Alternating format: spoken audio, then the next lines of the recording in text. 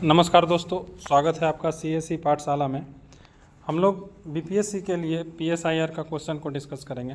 तो चलिए देखते हैं क्वेश्चन को। क्वेश्चन है कि पहला क्वेश्चन है कि रूसो के अनुसार, एक मिनट दोस्तों,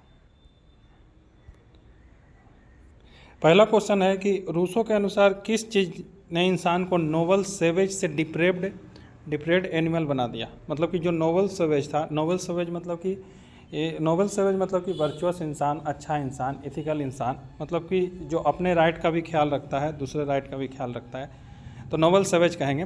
तो नोबल सेवेज से डिप्रेव्ड एनिमल मतलब कि एक प्रकार से भूखा एनिमल बना दिया। याद कीजिए रूसो के बारे में हमने क्या बोला था। रूसो के अनुसार स्टेट ऑफ नेचर में सिचुएशन कैसा था। रूसो के अनुसार स्टेट ऑफ नेचर में जो सिचुएशन था वो अच्छा था, ब्लिसिंग था। मतलब कि एक प्रकार से सब हैप्पीनेस थे, सब चीज़ें ठीक ठाक चल रही थी, कोई दिक्कत नहीं था, कोई परेशानी नहीं था। सब जो थे वो अपने अपने जो चीज़ें थे उनके पास उससे हैप्पीनेस ले रहे थे।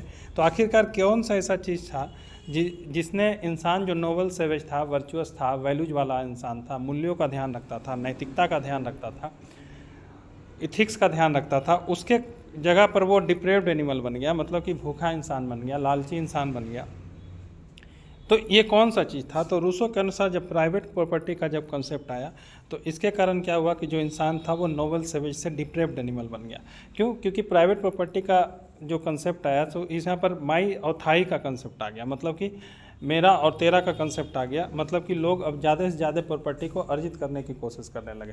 अब प्रॉपर्टी को अर्जित करने के लिए वो अनइथिकल चीज़ भी करने लगे, अनलॉफुल चीज़ भी करने लगे। अनलॉफुल चीज़ करना मतलब कि करप्शन करने लगे। तो इससे क्या हुआ कि इनइक्वालिटी बहुत ज़्यादा बढ़ गई, करप्शन बहुत ज़्यादा बढ़ गया। जब इनइक्वालिटी बहुत ज़्यादा बढ़ गई, करप्शन बहुत ज़्यादा बढ़ गया, तो इसके कारण क्या हुआ, इसके कारण जो लोगों में जो है आपस में रंजिश बढ़ गई। मतलब कि एक प्रकार से जो चीज़ें बहुत अच्छी चल रही थी स्टेट ऑफ नेचर में, वो अब बहुत ज़्यादा ख़राब हो गया, करप्शन वाला सिचुएशन हो गया, अनइक्वालिटी वाला सिचुएशन हो गया। तो क्वेश्चन है, तो ये मतलब कि ये जो था वो इस प्रकार के जो थ्योरी था वो रूसो ने दिया था। यानी कि कौन सा ऐसा चीज़ था जिसके कारण मतलब कि इंसान जो कि एक प्रकार से नोबल सेवेज मतलब कि अच्छा इंसान से एक भूखा जानवर बन गया, तो वो था प्राइवेट प्रॉपर्टी का जो कंसेप्ट था उसके कारण। अगला क्वेश्चन है कि for freedom human should be forced to be free. ये रूसो ने, यह स्टेटमेंट किसका है, तो यह स्टेटमेंट रूसो का है। मतलब कि ऐसा क्यों कहे हैं रूसो ने कि हाँ भाई फॉर फ्रीडम मतलब कि लोगों को आज़ाद करने के लिए ह्यूमन को फोर्स किया जा सकता है फ्री होने के लिए। मतलब कि हिंसा का भी यूज किया जा सकता है ह्यूमन के खिलाफ कि हाँ हम तुम्हारे खिलाफ हिंसा करेंगे तब तुम फ्री हो गए। ऐसा क्यों कहा है? ऐसा इसलिए कि क्योंकि याद कीजिए जब स्टेट का निर्माण मतलब कि रूसो के अनुसार जब सोशल कॉन्ट्रैक्ट साइन हुआ है, मतलब कि जब स्टेट का निर्माण हुआ है, तो स्टेट का निर्माण क्यों हुआ है? स्टेट का निर्माण लोगों ने क्यों किया है? ताकि वो अपना जो उनका जो स्टेट ऑफ नेचर में जो फ्रीडम चला गया है, जो अनइक्वालिटी आ गई है, जो करप्शन हो गया है, वो सब चीज़ों को ख़त्म किया जा सके, इसलिए स्टेट का निर्माण किया गया है ना। यानी कि स्टेट एक प्रकार से लोगों को बिल को रिप्रेजेंट कर रहा है, यानी कि जनरल विल को रिप्रेजेंट कर रहा है। स्टेट के निर्माण के पीछे का रीज़न यही है कि स्टेट को एक एब्सोल्यूट स्टेट नहीं बनाना। मतलब कि स्टेट जो है, जो मतलब कि स्टेट ऑफ नेचर में जो सिचुएशन ख़राब हुई है, लोग जो मतलब कि अपने हिसाब से काम नहीं कर पा रहे हैं, उस चीज़ों को करने में मदद करना। इस यानी कि एक प्रकार से रूसो ने ही पहले भी हम डिस्कस कर चुके हैं कि पॉपुलर सॉवरेनिटी का कंसेप्ट दिया, जनरल विल का कंसेप्ट दिया। स्टेट का निर्माण के पीछे कारण ही है कि स्टेट जो काम करेगा वो लोगों के बिल के अनुसार करेगा, यानी वही कानून को इम्प्लीमेंट करेगा जिसको लोगों ने पार्टिसिपेट करके बनाया है। तो अब याद कीजिए लोग जो है वो पार्टिसिपेट करके कानून क्यों बनाएंगे? ताकि वो अच्छा कानून बना सके, अपने लिए कानून बना सके, उनको आज़ाद रहने के लिए कानून बना सके। तो अब अगर मान लीजिए कि कोई इंसान, अगर मान लीजिए कि जो कानून लाया गया है वो आज़ादी देने के लिए लाया गया है, अब वो कानून का अगर कोई इंसान अगर इम्प्लीमेंट करने की कोशिश नहीं करेगा, लागू करने की कोशिश नहीं करेगा, या उसको मानने से मना करेगा, तो यानी कि वो अपने आज़ादी को क्या करेगा? सेक्रीफाइस करेगा ना। क्योंकि आज़ाद रहने के लिए कानून बनाया गया है और उस कानून को आप मान नहीं रहे हैं, यानी कि आप एक प्रकार से अपने आज़ादी से क्या कर रहे हैं? समझौता कर रहे हैं। तो इसलिए रूसो ने एक प्रकार से फ्रीडम के लिए बोले हैं ये बात कि human should be forced to be free. मतलब कि इंसान को फोर्स किया जा सकता है कि वो क्या करे? आज़ाद रहे। इसके लिए उसके खिलाफ हिंसा का भी यूज किया जा सकता है।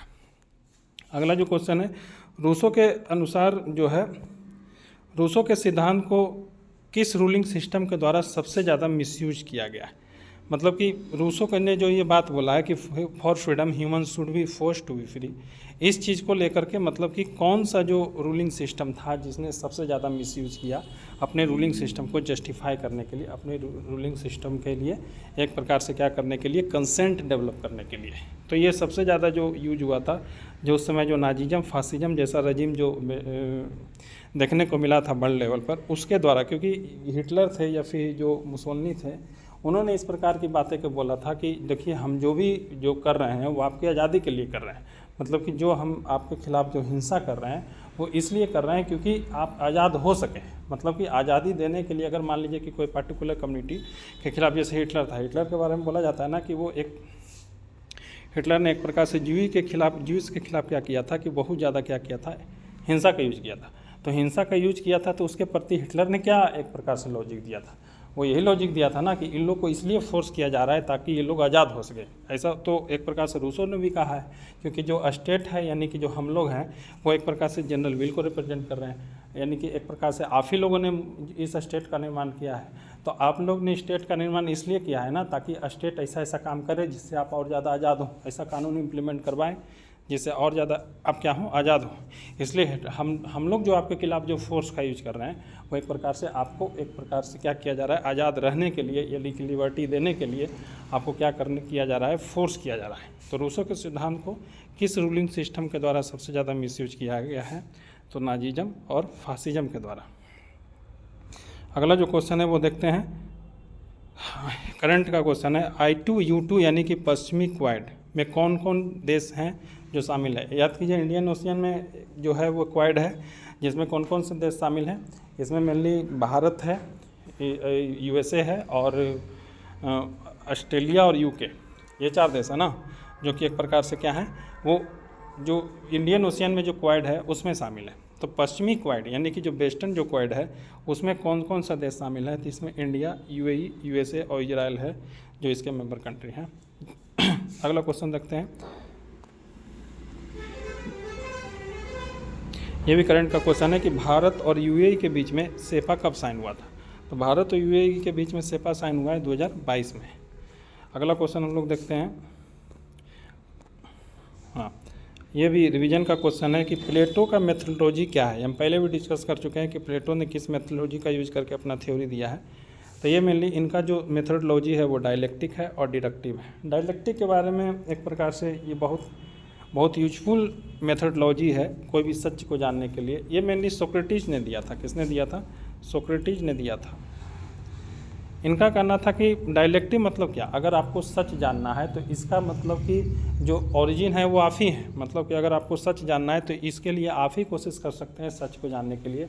ये बात कहीं कोई किताब में लिखा हुआ नहीं, या फिर कोई जो थ्योरिस्ट है वो आपको नहीं बताएगा, कोई नॉलेजेबल पर्सन है वो आपको नहीं बताएगा, बल्कि इसके लिए आपको डायलेक्टिक करना होगा। डायलेक्टिक करना मतलब कि आपको अगर कोई चीज़ के बारे में जानना है कि ये चीज़ सही है या गलत है, तो उसके बारे में लॉजिक लगाइए अंदर से कि क्या ये चीज़ होना चाहिए, और उसके प्रति फिर एंटीथेसिस सोचिए कि हाँ इसके प्रति नेगेटिव चीज़ ये है।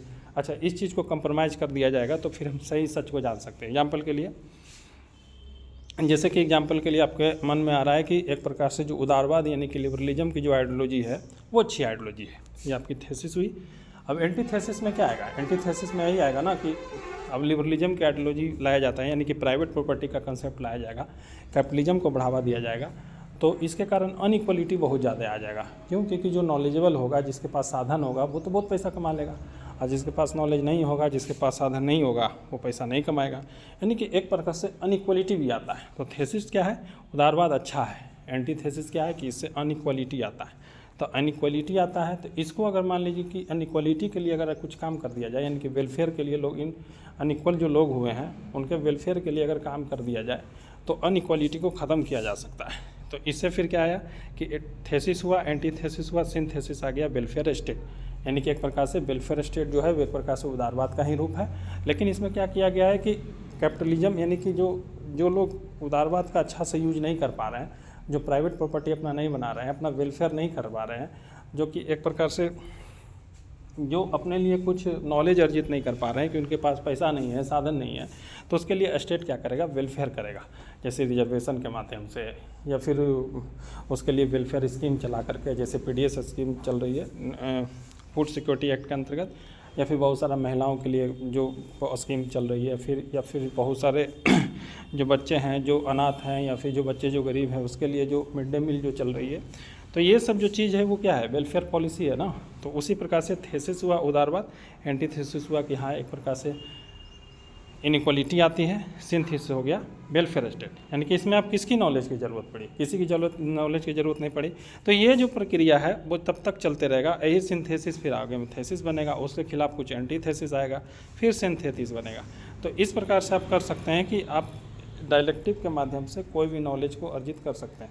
प्लेटो ने भी क्या किया है कि डायलेक्टिव का यूज किया था अपना थ्योरी देने के लिए, तो उसके माध्यम से उन्होंने थ्योरी दिया था। डिडक्टिव मतलब हम पहले बता चुके हैं, डिडक्टिव मतलब कि जनरल से पार्टिकुलर की ओर जाते हैं, जनरल से पार्टिकुलर की ओर जाते हैं। जनरल से पार्टिकुलर की ओर जाना मतलब कि क्या, अब पहले से क्या है कि दिमाग में ये बात बैठाए हुए हैं, यहाँ ये चीज़ सही है हमको मेरे हिसाब से। अब उसमें आप क्या करते हैं कि एग्जाम्पल ढूंढते हैं कि हाँ जो ये चीज़ को जस्टिफाई करे। जैसे एग्जाम्पल वो मिल जाता है तो अब बोलते हैं कि हाँ हम तो सही बोल रहे थे, ये काम तो होता ही है। जैसे एग्जाम्पल के लिए आप मन में बिठाए हुए हैं कि जो बिहार के लोग होते हैं वो ईमानदार होते हैं, अब दिमाग में बिठाए हुए हैं। अब उसमें आप एग्जाम्पल ढूंढिएगा कि 3 गो 4 गो 5 गो 10 गो एग्जाम्पल ढूंढते फिरिएगा। जो एग्जाम्पल अगर मिल जाएगा तो आप कहिएगा कि हाँ हम तो सही बोल रहे थे कि बिहारी तो ईमानदार होते हैं। तो वो चीज़ है कि जनरल से पर्टिकुलर है, मतलब कि पहले से दिमाग में कंक्लूजन आप बैठा करके रखें, तो इसको कहा जाता है डिडक्टिव अप्रोच। उसी प्रकार से याद कीजिए प्लेटो ने क्या कहा है, प्लेटो ने कहा कि फिलोसफर किंग का यानी कि नॉलेजेबल पर्सन का अगर रूल होगा तो वो स्टेट जस्ट स्टेट बनेगा। लॉ की ज़रूरत नहीं है, किसी प्रकार की कानून की ज़रूरत नहीं है, कोई संविधान की ज़रूरत नहीं है, बस नॉलेजेबल पर्सन को क्या करो, रूलर बना दो, मतलब कि रूल करने के लिए बना दो, उस पर सत्ता दे दो। तो ये भी क्या था, एक प्रकार से दिमाग में बैठाए हुए हैं ना कि एक प्रकार से जिसके पास नॉलेज होगा, जो उसके पास डिग्री होगा, वो एक प्रकार से अच्छा रूल इस्टाब्लिश कर सकता है। लेकिन बात ये आप भी जानते हैं कि जिसके पास जो एजुकेशन नहीं होता है वो अपने एक्सपीरियंस के दम पर भी क्या करता है, अच्छा रूल इस्टाब्लिश करता है।